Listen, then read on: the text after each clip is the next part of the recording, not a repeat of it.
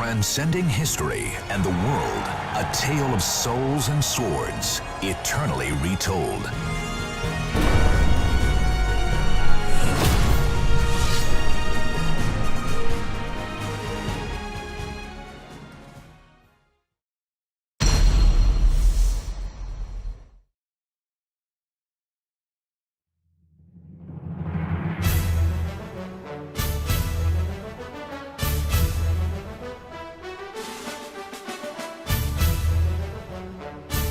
So what exactly is Soul Calibur? To me, Soul Calibur is the first true 3D fighting game. And you know, I've started playing fighting games like with Soul Edge, Soul Blade since the first parts of the series. I thought it was interesting to see how it was a weapons-based fighter, but you know, it wasn't until Soul Calibur came out on the Dreamcast where I finally saw like, wow, the way that you're able to move with the 8-way run, that is really what a 3D game is all about. Soul Calibur.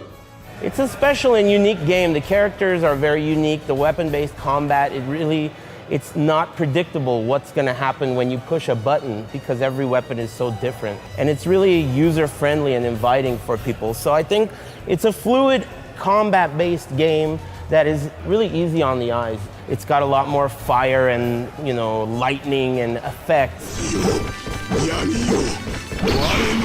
Soul Calibur's gameplay specifically and its 3D elements are unique because of the mobility of the game and the reach the characters have. So because it's a weapon-based fighter, many fighting games at the time when Soul Calibur was coming out were mostly hand-to-hand ordeals, and Soul Calibur did things a lot differently. The characters moved a lot faster than those games did, and they had a lot more reach and a lot more damage, it felt like. And that made the stakes feel very high, and it also just made the gameplay very engaging. Knockout. You win. My heart is still pounding. I think Soul Calibur is a fighting game that is really accessible, but so hard to master. Here you have to guess, you have to be mentally ready to fight your opponent, because you have to be right at least 5 or 10 times to win a match. You know, if you mix between a mid, a high, low moves and throw. That's why I love this game so much, because it's really a mental fight between two players. Oh no, that's it. It had an environmental thing that was called Ring Out, which was totally different at the time from what all the other games I played. So the fact that you could hit somebody once and they can die in the game, and I thought that was crazy just to be able to win rounds that way, being able to push your opponent out of the ring. To appease the winds, the priestess rises to the challenge. The announcer in Soul Calibur is really iconic, and the lines are perfect. Like, come on, welcome back to the stage of history. Welcome back to the stage of history. It's one of those aesthetic things that you don't really think about, but heightens the experience a lot. The delicate balance between good and evil wavers within him. And that became a big thing for Soul Calibur because you have this somber guy narrating the tale of souls and swords as you're fighting, and the breath of the wind graces his blade. I think all that cheesy stuff is a good part of Soul Calibur that absolutely needs to stay. The winds fan the flames of the warriors' fighting spirits. I will give you a taste of true battle. The legacy of the characters in Soul Calibur's universe, as well as the way they've looked and they've grown or they've ungrown in certain games, has always been really captivating and interesting. And every single time there's been several years in between these games, it's always fascinating to see where the characters are being taken, how they're changing, and how their movesets are changing, because that's a big part of the Soul Calibur series too. They're very distinct. Obviously they have different weapons, but I don't know, it's like you can look at a silhouette and you can tell immediately what that character is.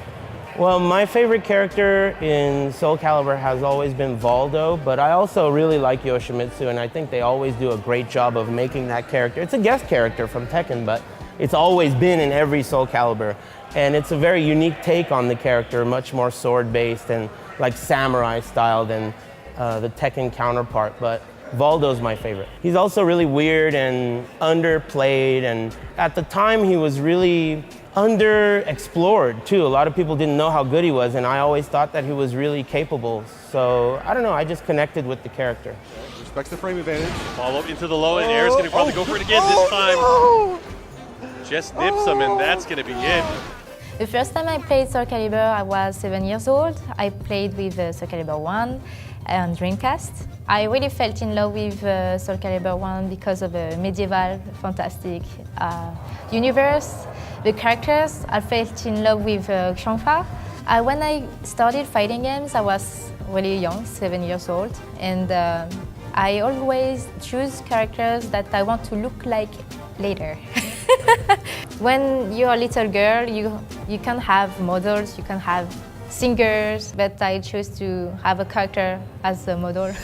Excellent! No complaints here!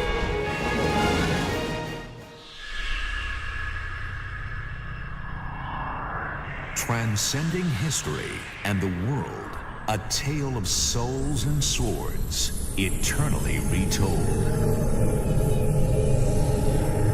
Around the first EVO event, Soul Calibur 2 came out around that same time frame in arcades. So I was like, oh man, this is my first time seeing Soul Calibur 2. Everybody was hooked. I remember the day that game showed up, people flocked to the arcades. There was 20 to 30 minute waits in like a local Tilt mall arcade. Soul Calibur 2, which was the one that I really was hardcore into, that game was a big arcade game. And it lasted in the arcades for a long time before it came to console. And even after console, people played it in the arcade. So it was a very, very different all-around experience than anything you could get now. It's completely different. One mix up. Oh, what? Oh, flash, and that's it. Esam's gonna take it over to... So, you know, I came from the era, you know, when Soul Calibur was a competitive game for Soul Calibur 1 and Soul Calibur 2, you would research online on the internet, kind of find these message boards or these groups of people that actually play and take the game seriously. The most active communities are the ones that put themselves out there the most. And that was everyone in SoCal, in Chicago, and then everyone in the Northeast as well. But then there was another country that was really supporting their players, and that was the French community. Just the way they get into it. Like the French people, they're really into this game Soul Calibur for whatever reason. And there's a lot of them that play. You just see what competition breeds in that environment. Like, for example, Kayane, arguably the best female fighting gamer of all time. I think it came from a player and organizer that is called Asenka. And he started to organize Soul Calibur tournaments. I think everybody was so hyped about this game, and seeing tournaments on this and seeing how the atmosphere was really attracted many players to just play this game. And since there was team tournaments, that's how we had the team building, we had team rivalries in France, and that's how we gather. We went to casual sessions, to someone's house, and we would play with all the team, gather, eat pizza, and play all day. And we were like a second family.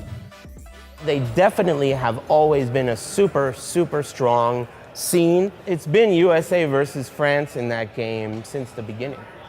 It's old school, but the team tournament we had in 2004 in Cannes, in France, between France and America, this tournament was the beginning of the French and American rivalries. In 2003, Dan the Nightmare, who was a legendary Soul Calibur 1 player, was coming to the US to compete at EVO. Dan the Nightmare was the player to beat, period.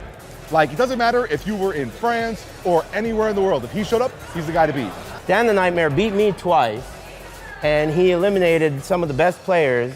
And then in 2004, Xbox was sponsoring a tournament called World Game Cup in Cannes, France.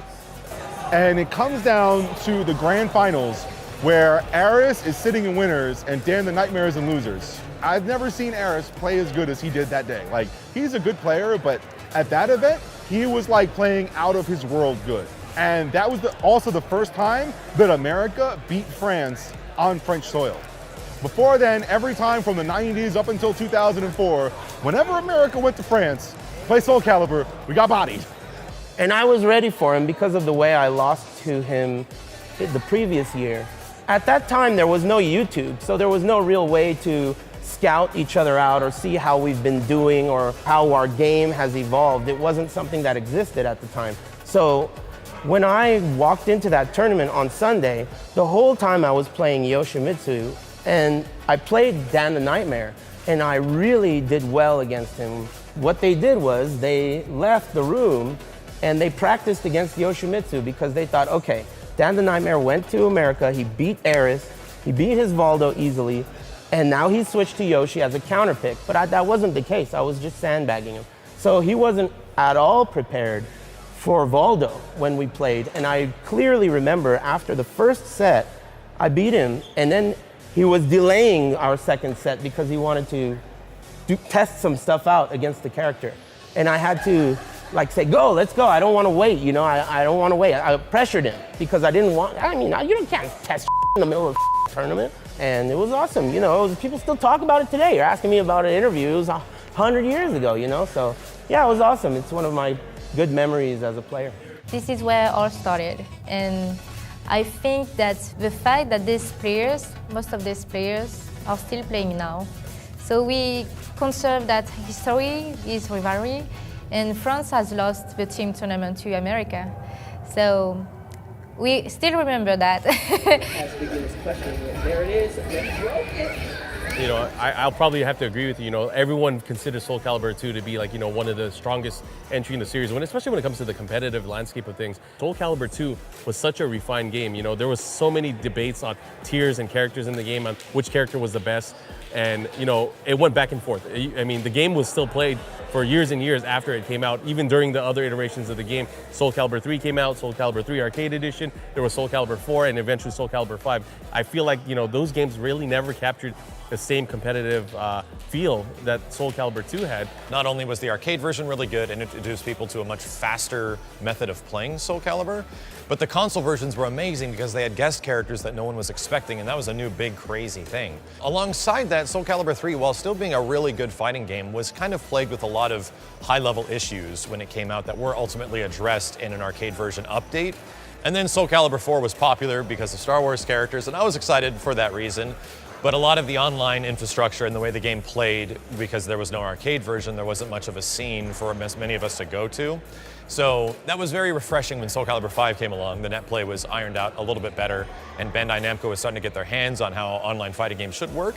I mean, they all had their quirks and they all had their, you know, their cool things about them, but there was always something about it. And I don't know whether it was just the game balance or the character balance in general, but there was always something that kind of swayed away, you know, the popular opinion from the people that love Soul Calibur 2 and kind of made them not, you know, enjoy it as much.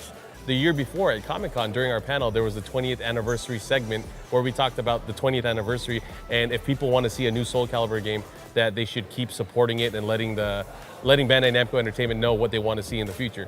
Little did everyone know is that there was a Soul Calibur game already being worked on. It just needed the right place and the right time.